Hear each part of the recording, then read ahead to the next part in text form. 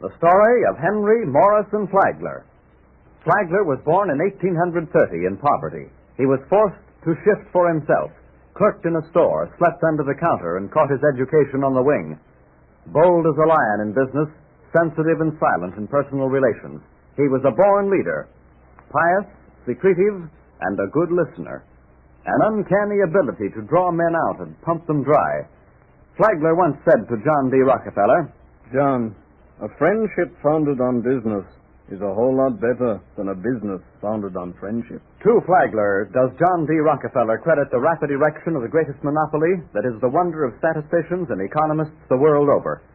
Yet, this man was a failure at everything he tried until he was past 37. At 14, his father hired him out. "Here's the store, my son. Mr. Howe, the proprietor, is a good Christian man. He will see that you walk in the way of the Lord. You can expect no more aid from me. You're 14 and should be self-supporting." I will try, Father. How much money am I to receive? You'll be paid what you're worth. Well, I would like to know if it's enough for me to support myself. Read your Bible, lad. It will do you well to read it more often. What does the great teacher say? "Take no thought for your life, what ye shall eat or what ye shall drink, nor yet for your body what ye shall put on. Is not life more than meat, and the body than raiment?" I will do my best, Father. Is this the lad, Reverend Flagler? It is, Mr. Howe. You will find him obedient and God-fearing. See that he earns what you pay him, and should it be more than you think is well for him to handle, you may send it to me. I will write you from time to time. He will earn every cent I pay him, I promise you that. That will be well. And now I must say goodbye, as I'm on my way west to preach to the heathen. Goodbye, Reverend. I hope the Lord is always with you. Thank you, Mr. Howe. Now, Henry, your duties will be to rise at 5:30, sweep the store. Mr. Pettigill, the other clerk, will be here at 7:30. Then you can have your breakfast. In the winter, you will get up 1 hour earlier to have the fires started. Yes, sir, I understand. Yes. I shall pay you $5 a month in currency. Oh, I thank you, sir. And I will charge you $5 a month for your keep. Oh, but, sir, if I may say it, I'll pay out everything I make for my keep, and that way I won't be able to save a thing. Ah, want to save? Good. I like to encourage thrift, and I'll help you. You can make a bed under one of the counters, and I will allow you $1 a month off for that.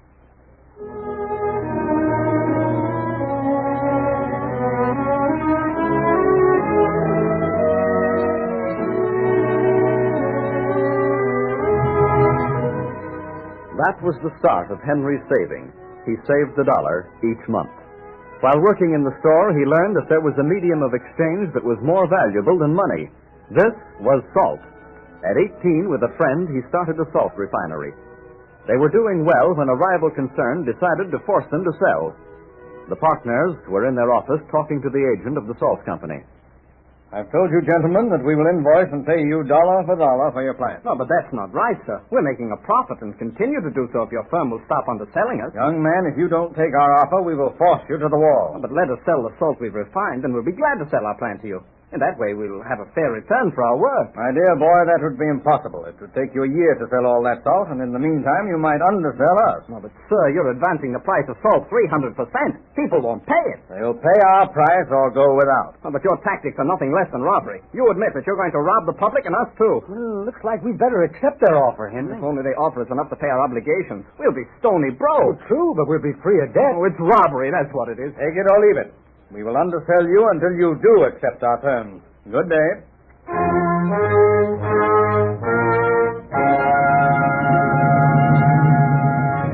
The Ocean Salt Company forced them to sell and lose every penny they had invested in years of hard work.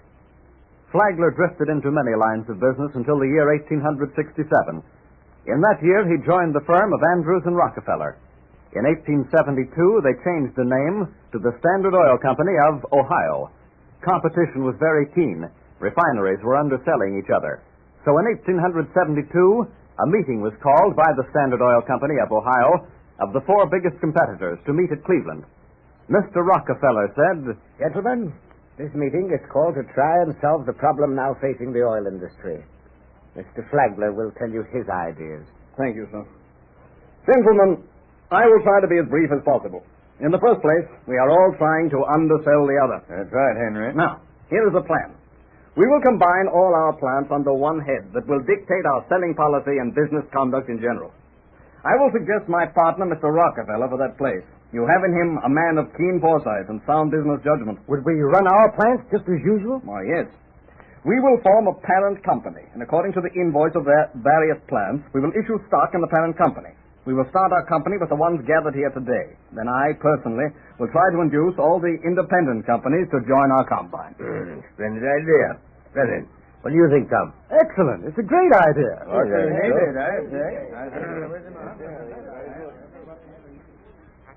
And with this idea in mind, Henry Morris and Flagler visited the small refineries. Most of them saw the advantage and joined. Some fought. Among these was the firm of Jones and Claxon, who had left the salt industry for oil. Mr. Jones, the men I represent own most of the refineries in the country, and I am here and there in your interest. But, Mr. Flagler, we do not care to sell. We're making a handsome profit. Mr. Jones, the railroads are going to raise the rates on shipping. That will curtail your profits. Not enough to matter. No, we will not sell. And then, will you gentlemen let us handle your refined products? Well, what's your proposition? Well, sir, you will join the refineries that I represent. We will take over the management of each unit and issue stock in the parent company pro ratio of the money you have invested. That would be like giving you our business. No, not at all. You would retain your own business, your own name, your own... but we would be dictated to by your firm. By a parent firm, yes, but your profits would be greater. This is just a scheme to rob the public, combining the refineries and then raising the price of oil. Join our organization, gentlemen, or we'll force you to the wall. What was that you said? It's robbery.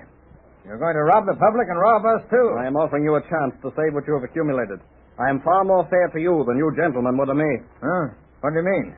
We've never had any dealings with you. No, sir. Oh, yes, you did. Many years ago.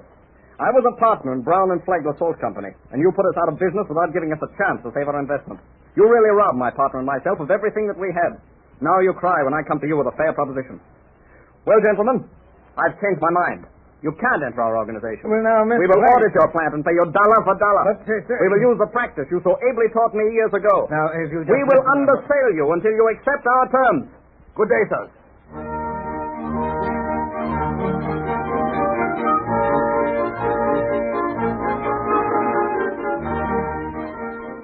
Jones and Claxon received better treatment from Henry Morris and Flagler than they had given him when they had the whip hand. During the close of the last century, Henry Morris and Flagler became greatly interested in the development of Florida. His first project was a railroad, but the settlers and squatters fought every move he made by destroying his property. His foremen were unable to cope with the situation, so Henry took a hand. Oh, Jesus, we don't want no railroad in here. You folks, listen to me. Listen. We've been shooting over your head so far, but I warn you, if you don't leave this property in 5 minutes, we're going to shoot to kill. You hear me, mister. If you shoot one of us, we'll tear the whole caboodle of you limb from limb. Don't pay no attention to what's being said by this Outlander folks. Just keep ripping up the rain. Yeah, you bet. Looky over yonder. The Outlanders are getting help from outside there. Why, there's 3 big wagons are coming. Now, come on, you fellas. We'll tip them wagons over. Oh, man, come on.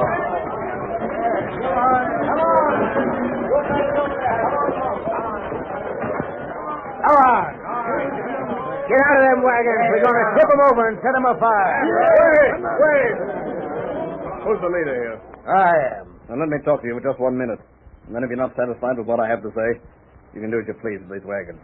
All right, mister, we'll listen. Have your say. These 3 wagons contain food. I brought it out here so that we all could have a big picnic. Now, there's just one question I want to ask you. Just why are you so opposed to this railroad being built? You tell him, Big. Tell him why we don't want this snorting contraption around here. Well, old Granny Johnson said the noise the cars would scare our cows so they wouldn't give no milk. She said she'd seen it happen before. And just who is this Granny Johnson? She's a wise woman. She knows everything. Well, I'll tell you what I'll do, Pete. I'll make each one of you a present of a brand new cow the day that railroad's finished. I'll replace every cow that refuses to give milk on account of that railroad. That sounds right fine, but how do you know you'll do what you say? Well, when I get back to the city, you can all go with me. And Pete, I'll buy the cows, send them over to you to be delivered the day the railroad's finished. Now, is that fair enough? That sounds fair. What do you folks say? You're the boss, Pete. What you say goes. Do you say you had grub in them wagons? That's right. Got enough men to cook this stuff? I think we have. You start your cooking and get that yellow-eared hound that you call a boss out here to show these folks how to put them tracks back. Well, what are you going to do? We're going to fix up all the stuff we wrecked for you. Am I saying right, folks? Well, we're starting, ain't we?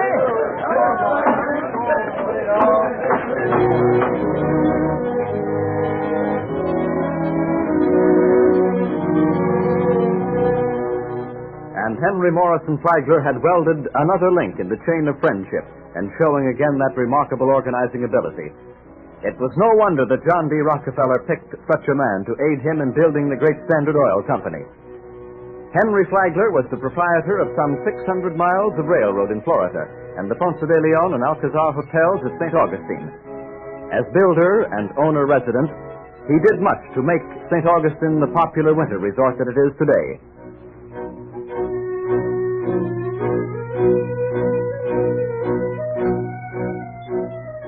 In 1911, Mr. Flagler retired from the Standard Oil Company. 2 years later, May 20th, 1913, he died, leaving an estate estimated at $60 million.